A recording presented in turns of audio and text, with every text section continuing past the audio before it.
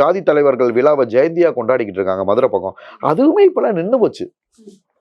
அதுக்குமே எல்லாருமே தான் போறாங்க. இப்ப முத்துராமலிங்க தேவர் இருக்காரு. தேவர் ஜெயந்திக்கு வந்து பாத்தீங்கன்னா அதிகமா வந்து எல்லா தரப்பு மக்களுமே போவாங்க. இவங்க தான் கிடையாது. அவர் இந்த ஜாதி தலைவர்னு கிடையாது. கரெக்ட். தேசிய தலைவர். தேசிய தலைவர். அப்ப எல்லாரும் ஒண்ணா இருக்காங்க. எல்லாருமே அவரை ஏத்துக்கிட்டாங்க. முத்துராமலிங்க தேவரை எல்லாருமே ஏத்துக்கிட்டாங்க. ஓகேங்களா? ஸோ அதுக்கு காரணம் என்னன்னா மதுரையில ஜாதி வேறுபாடு கிடையாது. எல்லாரும் தாயா பிள்ளையா இருக்காங்க. ஸோ அதைத்தான் நம்ம சொன்னோம். அந்த சொன்ன வந்த விஷயத்த வந்துட்டு அவர் நான் சொன்னதில் ஆனால் அவர் தப்பா போடல. எட்டிங்ல கொண்டு போய் தப்பா போட்டா அப்படி. ஓகேங்களா? ஏன்னா ஜாதியை பத்தி போஸ்ட் போட்டவங்க பேசுனவங்களை பத்தி எல்லாம் விட்டுட்டாங்க. நம்ம வளர்ந்து வர்றோம். அதாவது லேட்டஸ்டா வந்து நம்மளோட வளர்ச்சி உச்சகட்டத்தில் இருக்குப்பா. வளர்ச்சி உச்சகட்டம் அப்படின்னு பாத்தீங்கன்னா நம்ம நல்லா வளர்ந்தோம். குறுகிய காலத்துல வந்து நான் வந்து யூடியூபரே கிடையாது. யூடியூபரே நான் கிடையாது.